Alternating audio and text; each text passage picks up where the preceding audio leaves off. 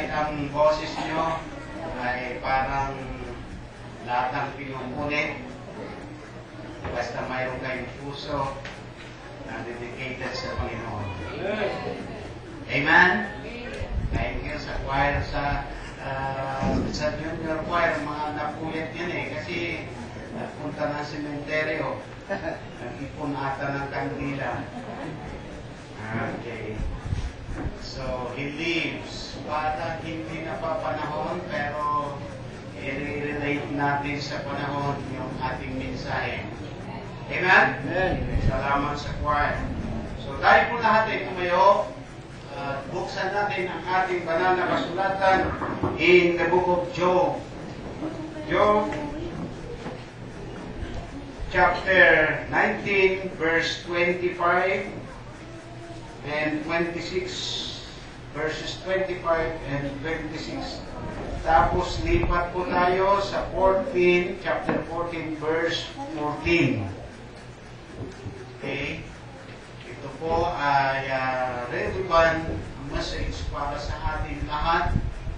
At sa mga nakakaalam na, ito ay para lalo na kayong maging familiar dito.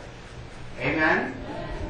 Sa mga baguhan ay dapat ma-enjoy natin ang pagiging Christian natin. Alright, Job 19 verse 25 and 26. For I know that my Redeemer liveth, and that he shall stand at the latter day upon the earth. And though after my skin worms destroy this body, yet in my flesh shall I see God. Chapter 14, verse 14. If a man die, shall he live again? All the days of my appointed time will I wait till my change come. Manalangin po tayo. Dakila namin Diyos, amang makapangyarihan sa lahat. Salamat po sapagkat iniligtas mo po kami, binigyan ng buhay na walang hanggan. At ngayon, Panginoon, nandito po kami sa bahay-sambahan upang sampayin ka namin, O Diyos, sa Espiritu at sa katotohanan. Aking dalangin, dakilang Diyos, na kayo po ang siyang patuloy na mangusap sa amin. Puspusin mo po kami ng iyong Santong Espiritu at Lord, madama po namin ang kagalakan ng pananampalataya sa kaligtasan. Salamat po. Pagpalain mo po ang bawat anak mo na narito ngayon, maging sa mga kapatid po namin, hindi namin kapiling saan man sila naroon, anuman ang kadahilanan, bakit wala sila rito, kayo po ang higit na nakakaalam. Ingatan mo rin po sila, Panginoon. Lord, gamitin mo po ang iyong mabalingkod ngayon na magpahayag ng iyong salita at puspusin mo po ako ng kapangyarihan mula sa iyo. Lahat ng ito ay aming dalangin sa matamis mong pangalan, Panginoong Hesus. Amen. Amen. Ayon sa mga Bible scholar, ang pinaka-eldest na prophet ay si Job. No? At ayon sa kanyang sinalita dito, sabi niya, for I know my Redeemer liveth. Alam ko ng aking tagapagligtas buhay. Sabi niya. Someday, sabi niya, he shall stand at the latter day upon the earth, and though after my skin worms destroy this body, yet in my flesh shall I see God. Okay? So, 1,520 BC, nasulat po itong sinabi ni Job na someday makikita niya ang tagapagligtas. At ang sabi niya, kahit pupurin ang aking balak, malusaw ang aking laman, ngunit sa araw, sabi niya, mas kikita ko ang Diyos. What a blessed hope. What a lively hope. Ito po ay mapalad na pag-asa. Ito po yung tinatawag na buhay na pag-asa. Hindi ba kasakaling, mga kaibigan ko? Ha? Kaya kung ikaw ngayon nabubuhay sa pananampalataya, huwag kang matakot, datnan ka ng kamatayan, pagdating ni Kristo, ikaw ay muling bubuhay. Because our Redeemer liveth. Now, itong katanungan dito sa chapter 14, if a man die, shall he live again? Pagka ang tao ba'y namatay, muli ba siyang mabubuhay? Sinagot din po ng ang tanong na ito, sabi niya, all the days of my appointed time will I wait till my change come. May pagbabago. Mga kaibigan ko, yung mga katawan na nakalibing sa mga libingan ng Kristiyano, isang araw, babangon sila, bubuhayin sila ni Kristo, magkakaroon ng bagong katawan. Yung tinatawag na glorified body. Now, kung titignan niyo po, mga kapatid na minamahal, kung ang mga scientists ang tatanungin mo, ang sagot nila, baka sakali. Pero kung si Jesus Christ ang tatanungin mo, sigurado. Kung ang tao ba'y mamamatay, muling mabubuhay. Yes. Pero habang patay po yung mga katawan ng ating mga mahal sa buhay, nandun, nakahimlay sila, pero ang kanilang kaluluwa nasa langit na kung ligtas. Yung hindi ligtas, ang katawan nila nasa libingan, ang kanilang kaluluwa nandun sa walang hanggang pagkahiwalay sa Diyos, araw at gabi sa impyerno.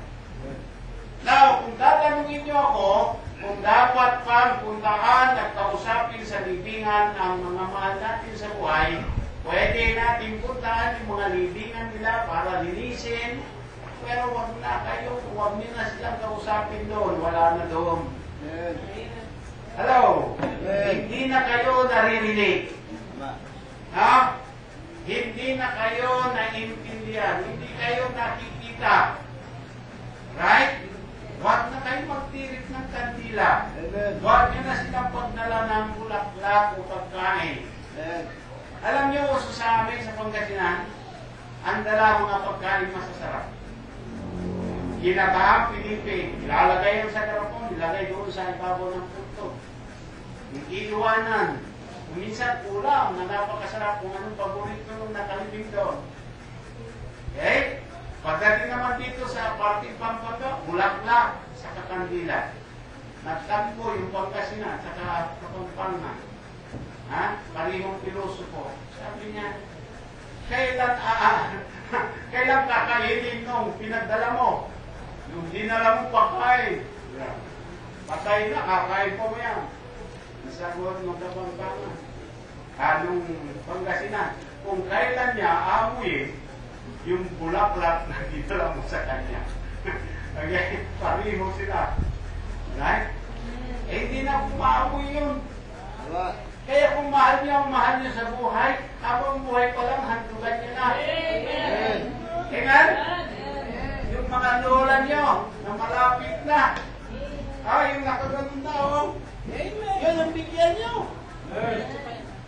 Pag nakaganyan ka na, ibig sabihin, malapit ka na. Hello? Ayan? So pagsilbihan nyo na yung mga magulang nyo, mga mahal natin sa buhay, lalo na pag nagkakaedad na. Alam niyo, minsan mali ang Pilipino papakitang mahal na mahal yung mahal sa buhay pagkatay na. Saka pagdadala ng pagkain, hindi na niya makakain yun. Pagdadala ng bulaklak, hindi na niya maamoy yun. So habang buhay pa lang siya, pagdala mo na ng pagkain, pagdala mo na siya ng bulaklak. Amen? Oh. Pero kung ako tatanungin yung pagkain na lang, bakit bulaklak pa? Hindi nakakabusog yung bulaklak. Kahit naman ako nang niligaw, hindi ako mahilig magbigay ng bulaklak. No? Yan, yan. Chocolate lang. Yeah. Kasi yung chocolate, pag binuksan mo, kakain kayong dalawa. Di ba? Di ba? Pag bulaklak lang, siya lang. Pag chocolate, pag binuksan niya, siyempre, bibigyan ka rin, ha? Okay, hindi lang ka, Chris. Alright, so, ang ating topic, mga kapatid na minamahal, the 7 popular errors concerning death and eternal issue. Okay? The 7 popular errors concerning death and eternal issue. Now, kung mayroon pong authority na magturo nito, walang iba ang ating Panginoong Kristo. Hello? Sapagkat nagturo si Kristo with authority. No? Makikita natin yan. Tignan natin sa Matthew chapter 7 verse 29. Look at this. Nung nagturo si Jesus Christ, hindi katulad ng turo ng mga religious leader, ng mga eskriba, at ng mga Pariseo. For he taught them as one having authority and not as the scribe. Mga kapatid na minamahal, kung nakinig kayo ng drama o sa television, no? Mayroong tinatawag silang mga third eye, at yung mga hula-hula kuno. Mga kapatid, tatanungin ko ba kayo, mga kapatid, mayroon na bang nakatiyak sa kanila? Kapag ipinanalangin yung patay, nahahanglo sa purgatorio at nalilipat sa paraiso. Wala pa po kahit isa. Amen? Pero pag basa kayo ng banal na kasulatan tulad ng hula ni Job, sabi niya, for I know that my Redeemer liveth, and someday kahit na malusaw itong aking katawan, ang aking balat ay uurin. Alam ko, isang araw, makikita ko ang Diyos na kasulatan. Amen? Oh, at ang sabi niya, if I want die, shall he live again? The answer is yes. 100%. Now, si Jesus Christ, mga kapatid na minamahal, ang sabi po dito, hinangaan siya ng mga tao because, ang sabi, he taught them as one having authority and not as the scribes. Maraming religion ngayon nagtuturo ng ganon. Pag namatay ang tao, ay ganito, ililipat sila sa kung saan-saan. Pagkaraw yung sanggol na namatay, hindi nabuhusan, doon siya sa limbo. Alam niyo, may tinanong ako, mga katuloy ko, alam niyo ba yung limbo? Hindi ko pa narinig yan. Yung limbo raw, isang lugar yan na mayroong kaligayahan. Hindi langit, hindi rin impyerno. Natural happiness. Yan. Yun ang doktrina nila.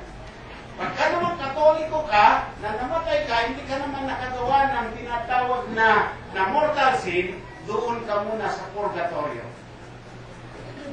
I-check mo lahat ng mali mo doon. Ipapanalangin ka ng naiwan. Ilan taon na, hindi ka pa rin nahango. Wing, undas, ipapanalangin ka. Sumalangit nawa ang kanyang kaluluwa. Mayroon na bang napasalangit? Namatay ng lahat, hindi pa nalipat sa langit. Pero sasabihin ko po sa inyo, kung magbabase ka sa banal na kasulatan, ang sabi ni Apostol Pablo, to be absent from this body is to be present with the Lord. 2 Corinthians chapter 5, verse 7 and 8. Okay? Mga kapatid na minamahal, may katiyakan sa Kristiyano, hindi ba kasakali sapagkat si Jesus Christ nagturo siya tiyakan. And we are confident, ang sabi ni Apostol Pablo, I say, and willing rather to be absent from this body and to be present with the Lord. For we walk by faith and not by sight. Verse 7. We walk by faith and not by sight. Anong ibig sabihin ng faith? Faith is the substance of things hoped for, the evidence of things not seen. Okay? So mayroon po tayong basihan, mga kapatid, na minamahal. Now, titignan natin dito yung 7 popular errors concerning death and eternal issue. Okay? Number one, yung first error nila, that we can know nothing certain and authoritative about life after death. Sabi niya, pag namatay ka, wala na. Wala nang nakakaalam. Ha? But praise God, ang sabi po ng banal na kasulatan, mayroon tayong katiyakan. Ha? We can, because mayroon po tayong Word of God na siya nating basihan. And the Son of God Himself tell us about life and death. Amen? About heaven and hell. Ang sabi po dito sa chapter 8 ng John, verse 26 and 28.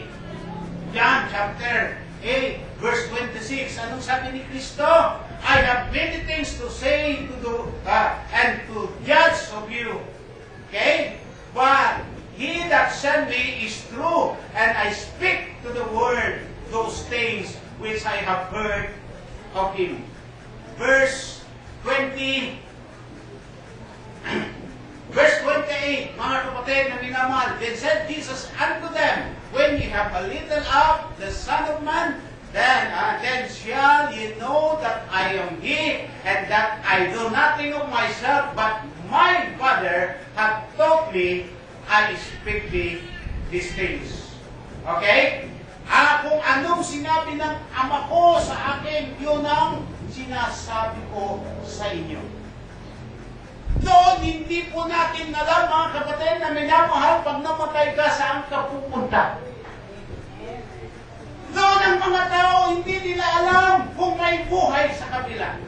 But praise God, nung dumating si Jesucristo, itunuro niya na ang buhay mayroon sa kabila, sapagkat siya sinapulan niya mismo, mayroong buhay sa kabila, hindi lang dito sa mundong ito. Alam niyo, mga minamahal, kung hindi ka magbabase sa Biblia, hindi mo nga malalaman ito. But praise God, the Lord Himself, okay, told us about life and death, heaven and hell. Itinuro niya na mayroong impyerno, mga kaibigan ko. Kaya sabi niya sa Matthew chapter 10, verse 28, mga kapatid na minamahal, huwag kayong matakot sa pumapatay ng katawan tapos wala na siyang magagawa. Sabi niya, bagkus katakutan niyo, yung pagkatapos patayin ng iyong katawan, may kapangyarihan pang ibulit ang iyong kaluluwa at katawan sa impyerno. Sinasabi ko sa inyo, kanya, siya ninyong katakutan. Okay? Pastor, naniniwala ka ba sa impyerno? Oo. Hindi pa ako galing doon. Pero sinabi ni Kristo, mayroong impyerno. Eh kung mayroong patay, babalik, maniniwala kung may impyerno. Sasabihin ko sa iyo, kaibigan ko, hindi mo na kailangan na maghintay ng patay pumalik para maniwala ka sa impyerno, sapagkat si Kristo mismo ang nagsasabi, may impyerno. Eh kung mayroong nagbalik galing sa impyerno, hindi ka na rin maniniwala. Matataranta ka na lang. Hello? At talaga hindi nakakabalik ang patay. Okay? Nagbiro ako kahapon sa mga bata. Natutulog dito si Ray at saka si Daniel. Sabi ko, uwi muna kayo. Puntahan nyo muna yung mga patay. Kasi pag hindi kayo pumunta, sila pupunta dito. Okay? Biro ko lang yun sa kanila. Nagpapatawa habang kumakain kami. Tawanan. No? Okay? Pero ang totoo mga kapatid, ang patay hindi nakakabalik. Hello? Sa drama lang yan, sa pelikula lang yan, ang patay nakakabalik.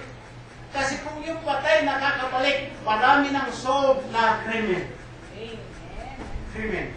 Marami nang nahuling mga kriminal kung nakakabalik ang patay. Kung nakakabalik sana ang patay, di sana naghiganti na lang. O tumistigo.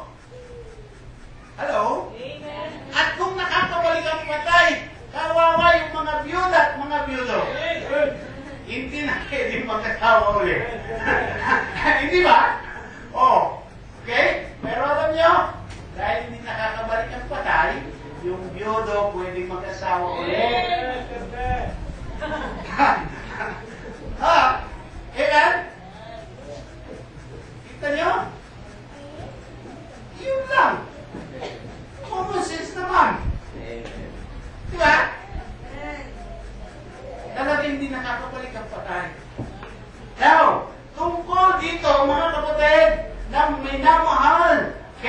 ang sabi po ng unang kamalian nila, okay? We can know nothing certain and authoritative about life after death.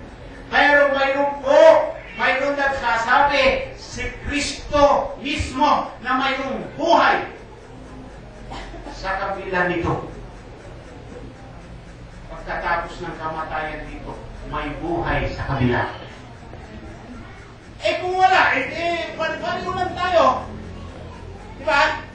Minsan daw may nangangaral doon sa loob ng isang school at may sumigaw na yung pinakamatalino raw ng estudyante. Sabi na, wala impyerno! Ang sabi ng preacher, kung wala? Anong nawala sa akin? Pareho lang tayo. Kung mayroon, paano ka? Hindi ka naniwala na may impyerno, malalaman mo pag nandun ka na. Amen? Amen. So mga minamahal, totoo ang impyerno sapagkat ang Panginoong Jesucristo mismo ang nagsabi mayroong totoo na impyerno. Amen? And number 2 error, that death ends all. Ang kamatayan daw, wakas ng lahat. Okay? Dulo ng lahat. Ang sabi sa Hebrew 9:27, for as it is appointed unto man once to die, after this, the judgment.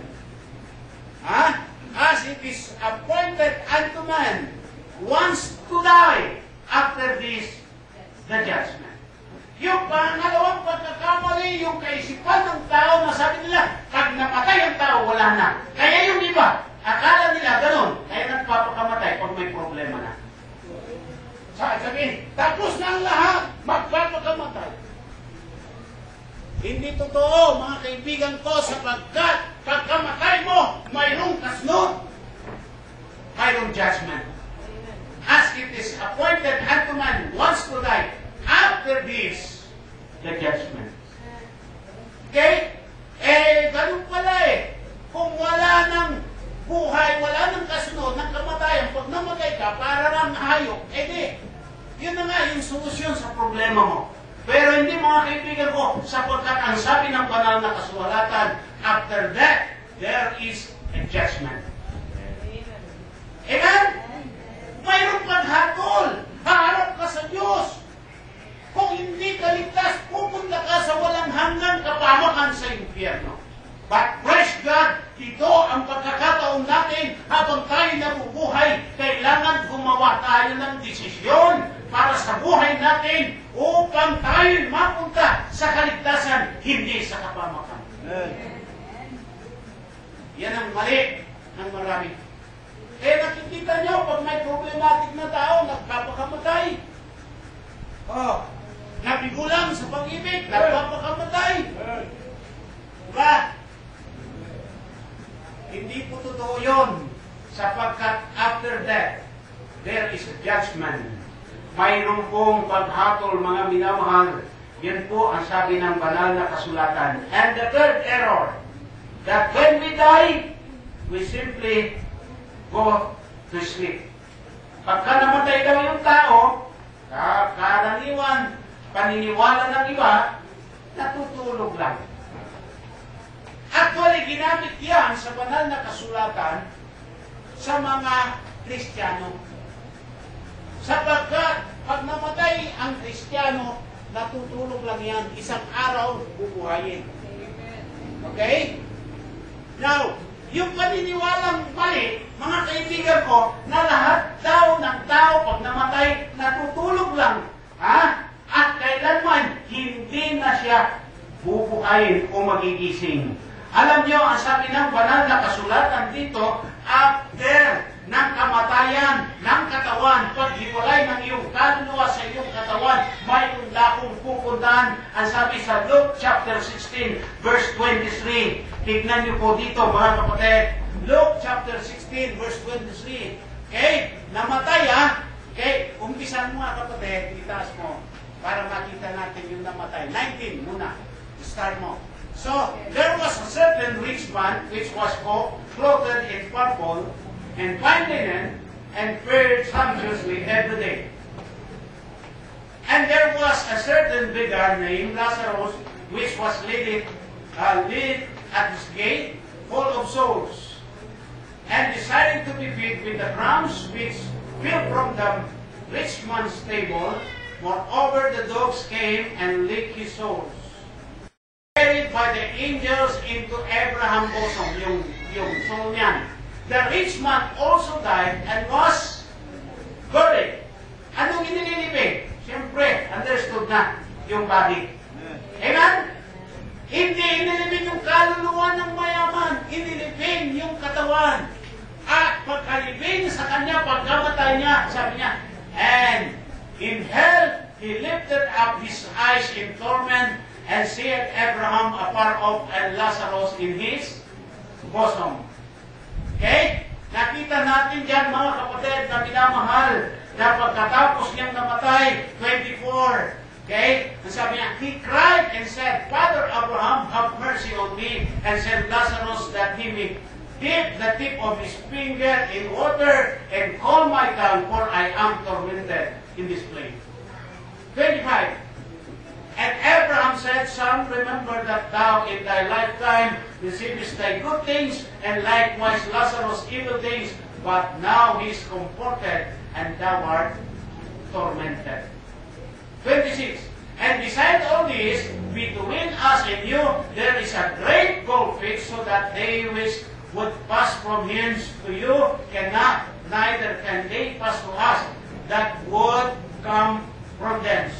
Alam nyo, pagkamatay ng tao, mga minamahal, ay hindi lang natutulog yung katawan, natutulog yung kaluluwa, gising, conscious siya, may pupuntahan, at ang sabi dito, and in hell, he lifted up his eyes. Okay? Ano ba? Nakita nyo, after death. Nakita nyo, after death ng mayaman. Ha? Nakita nyo, siya'y tumingala. Itiningala niya ang kanyang mata.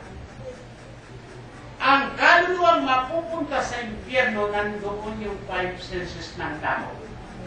Nandoon yung paningin, nandoon yung pakiramdam, nandoon yung panlasa. Mga kapatid na minamahal, so nakita natin dito, in hell, he lifted up his eyes. And he cried, nakakasigaw. Conscious siya. Nandoon siya sa pagdurusa. Mga minamahal ko.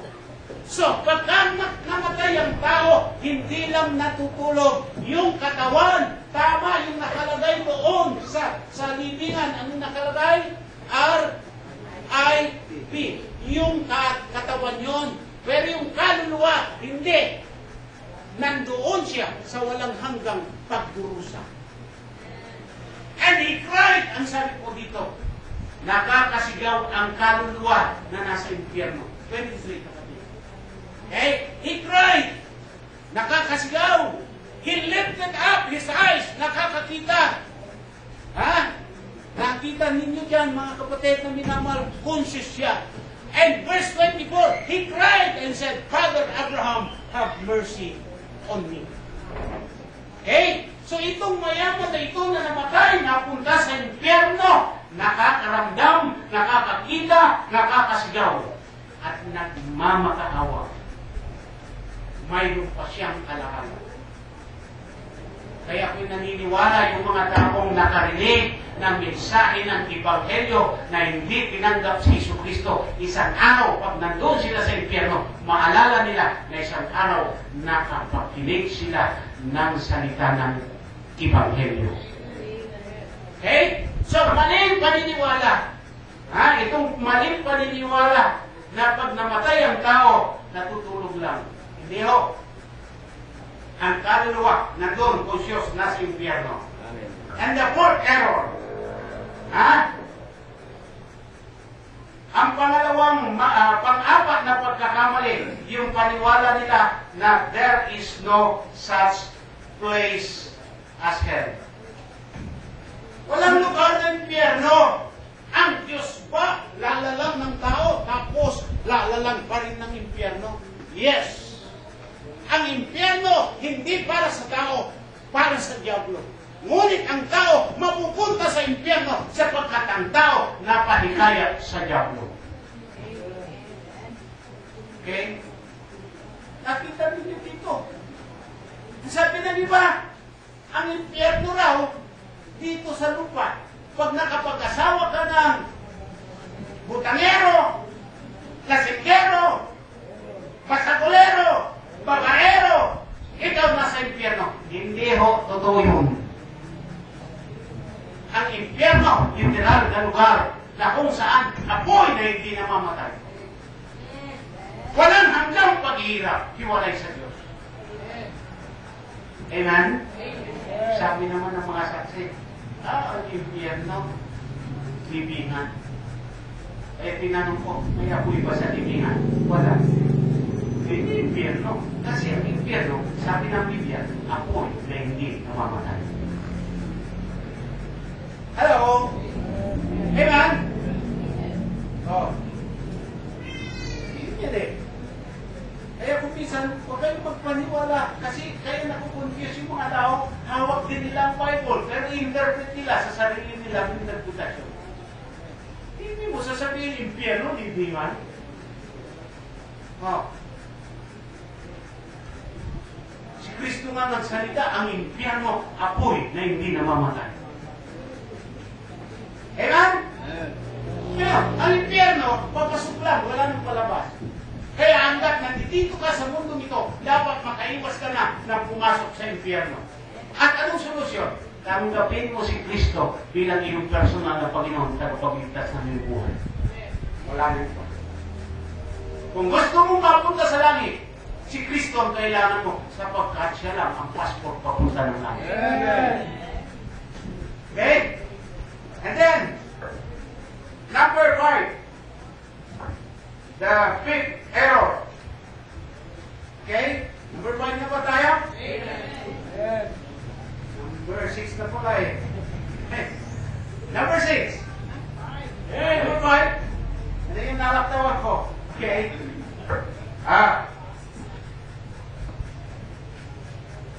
Number 6. Mga kapatid. Tama nga, number 5. Okay? That there is, the fifth error, that there is a second chance of being saved after death. There is a second chance. Ito malaking pagkakamali ng iba. Ngayon, hindi nila pinagtutuunan ng pansin ang kaligtasan. Sapagkat ang paniwala nila, mayroong second chance para maligtas. Wala ho. Sapagkat ang sabi po sa 2 Corinthians chapter 6 verse 2, ang sabi po, now is the day of salvation. Amen? Ngayon, ang panahon, araw ng kaligtasan. Hindi bukas, hindi sa makalawa, hindi sa kabilang buhay. Hanggat nandito ka sa mundong ito, ito ang chance mo na maligtas. Sapagkat pag namatay ka na, humiwalay ng kaluluwa mo, magsisiman ng kaluluwa mo, nandun sa impyerno, hindi ka na makakaalis. So habang buhay ka pa lang dito. Kasi ang paraan ng kaligtasan, yung pagsisisi at pananampalataya kay Kristo. Kailan ka magsisisi? Pagpatay ka na o pagbuhay ka pa? Siyempre, pagbuhay ka pa. Amen? Kailan sasampalataya? Pagpatay ka na o pagbuhay ka pa? Pagbuhay ka pa. Ngayong buhay ka pa, dapat nagsisi ka at tinanggap mo na si Kristo as your personal Lord and Savior. Amen? Because there is no second chance. No? Okay? So you must make the decision in this life where you will go after your death. Sapagkat wala na pong second chance after death. Now is the day of salvation. Now, hindi totoo yung pag namatay ka na, ipananalangin ka ng naiwan mo para ka mahango sa impyerno.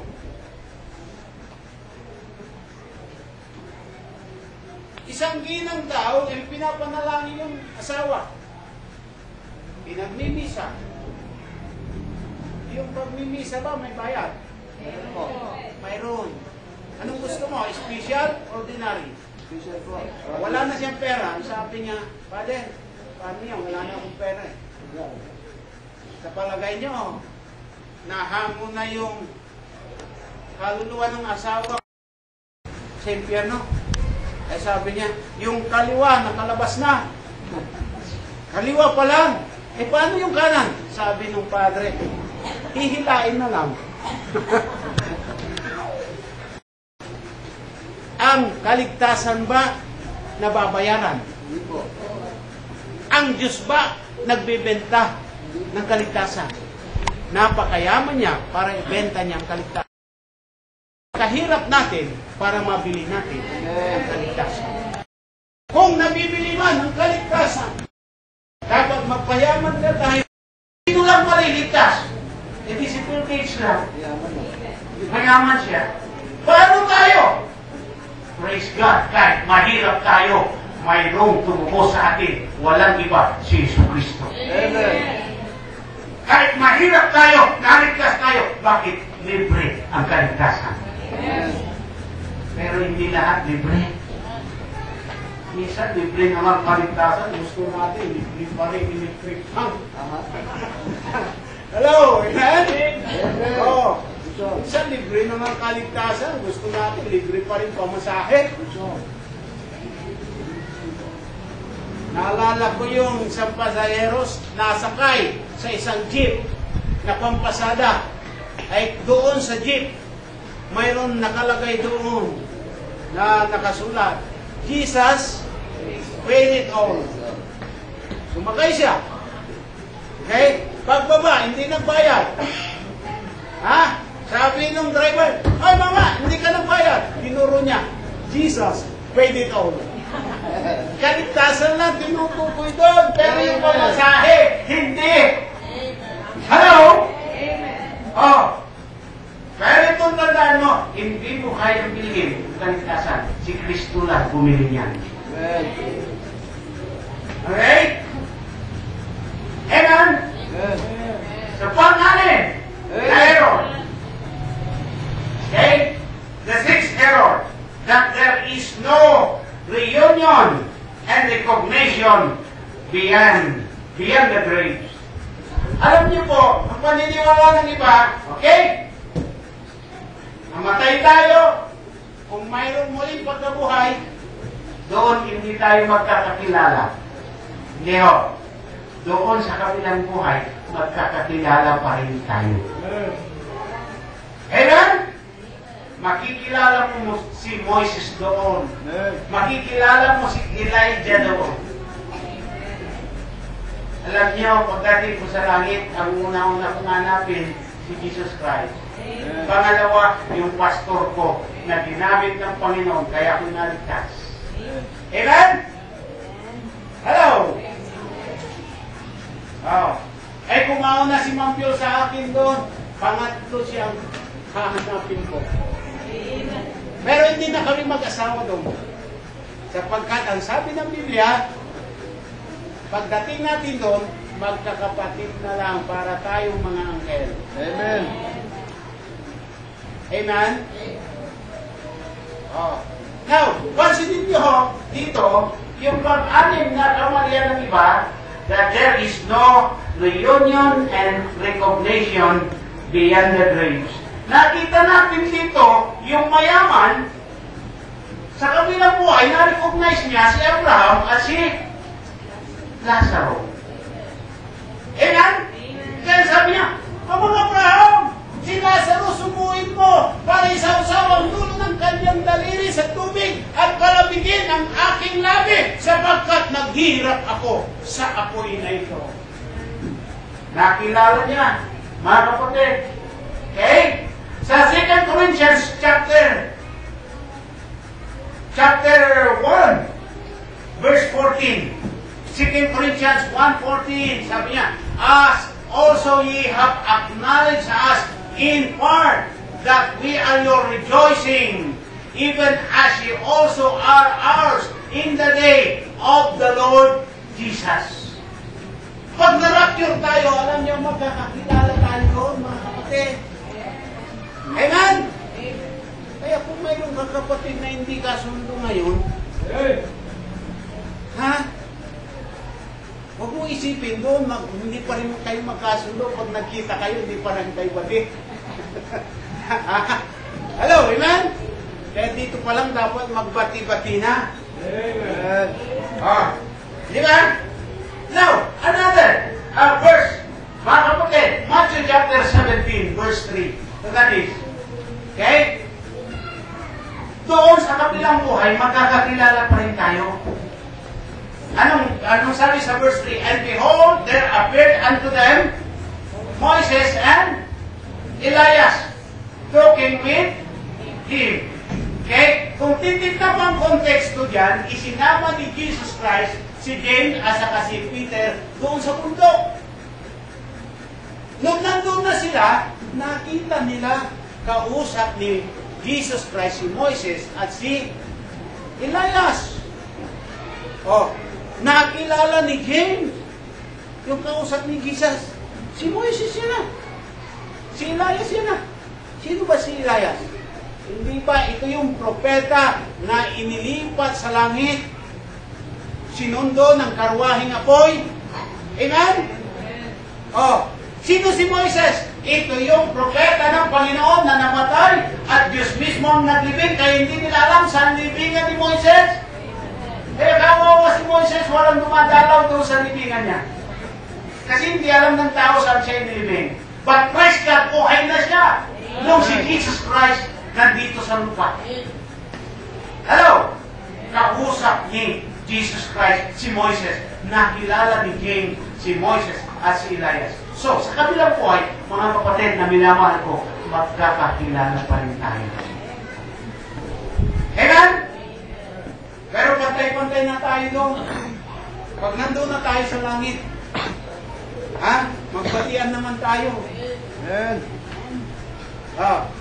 Mamaya nagkasalubong tayo doon sa gintong langkay. Sa Jerusalem. Iisnabin mo ako. Makikilala pa rin kita. Hello? Hindi ako binabati. Dati ako pastor yan eh. Hello, amen? Nakapunta lang sa langit, hindi na ako binabati. Ayan, kapag malaki nga. Dati ako yung pastor mo, nandito tayo sa Kapyawa. Magkakikilala pa rin tayo doon sa kabilang buhay. Praise God. Hello? Amen? At pampitong kamalian. Amen. 7 error ng maraming tao. Okay? Ano yung pampitong mali nila? That the unbelieving would believe if they saw sign and wonders.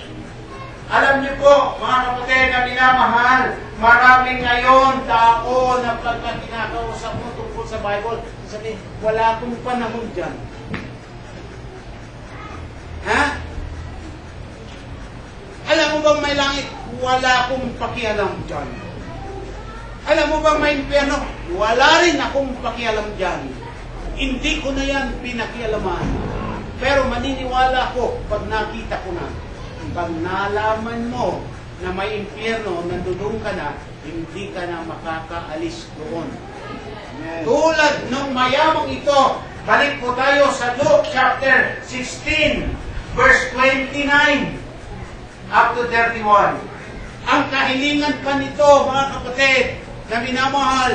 Okay? At sabi niya, Amang Abraham, babalikin mo si Lazaro sa bahay ng tatay ko. Kasi may 5 pa akong kapatid doon para aralan sila at maniwala sila na mayroong dako ng kaparusahan.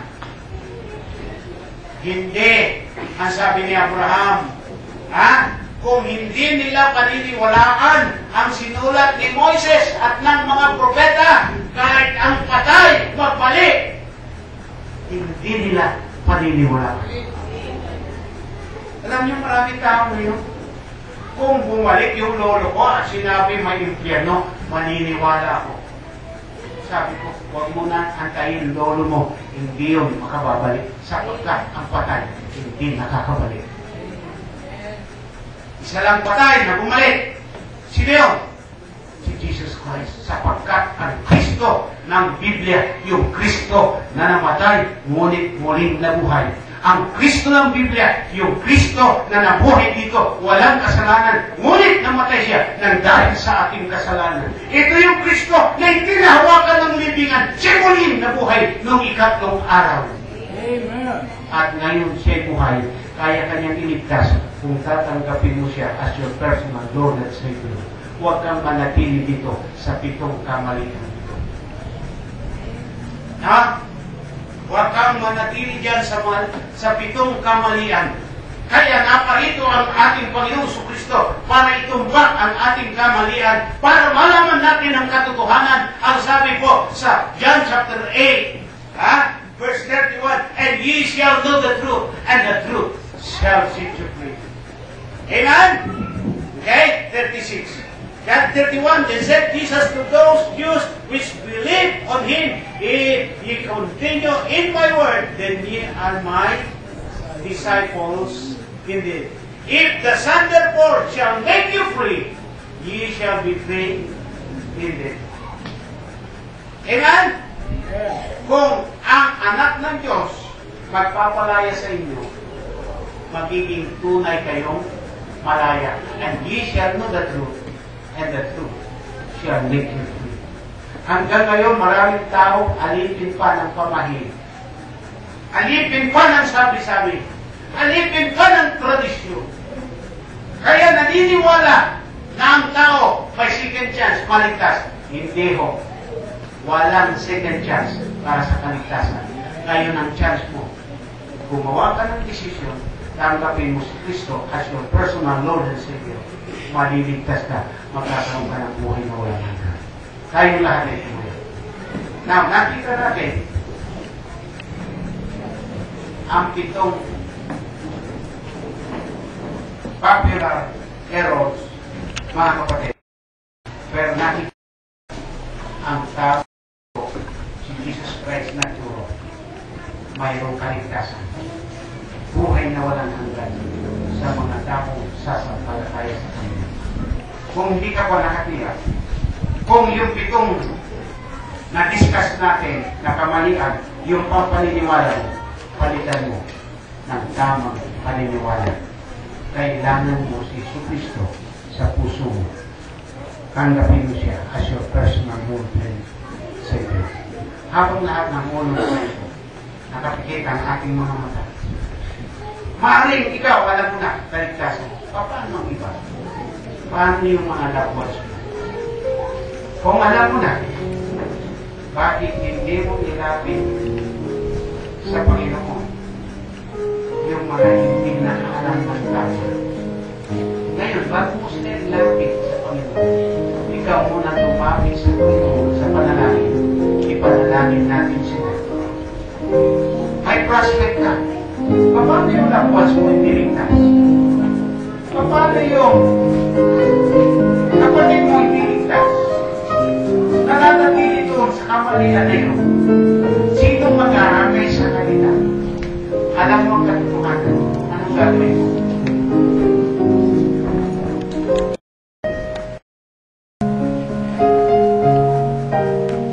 Kaibigan, kung ngayon napanagatiyak 100%, kung namatay ka, hindi mo tiyak ang langit. Ba't hindi mo gawin ngayon? Tanggapin mo si Kristo sa puso mo. Bilang iyong personal na Panginoon at tagapagligtas na iyong buhay. At iniligtas ka niya, bibigyan ka ng katiyakan buhay na walang hanggan. Ngayon na, sapagkat ang kaligtasan ay ngayon, hindi bukas. At ang gusto mo maligtas bukas, ngayon pawiyan ka ng buhay, papayo ka. Baka gusto mo maligtas Disyembre, Nobyembre na matay ka, papayo ka. Kailan mo tatanggapin si Kristo? Next year? Baka this year, kunin ka ng Panginoon. Papayo ka. Nais ng Diyos Nais ng Diyos ang ating mga labos magkaroon ng katiyakan. Share natin ang salita ng katotohanan.